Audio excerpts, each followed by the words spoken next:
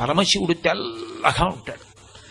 అసలు పరమశివుడు ఎందుకంత తెల్లగా ఉంటాడంటే మూకశంకరులు దెప్పిపొడిచారు. అసలు అలాంటి ఆలోచన ఆయనకి ఎలా వచ్చిందో నేను ఆశ్చర్యపోయా.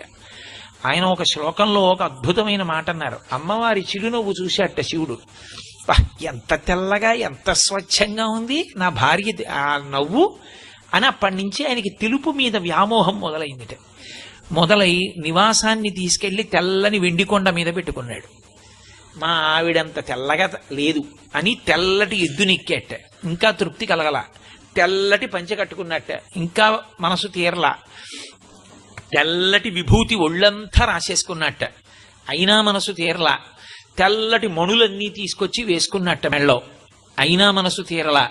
శంకరా, అసలు నీకు తెలుపు మీద ఇంత పిచ్చి ఎందుకు వచ్చిందో తెలుసా? మల్లికార్జునుడన్న పేరుతో మల్లికా పుష్పములను ఎందుకు వేసుకుంటావో తెలుసా?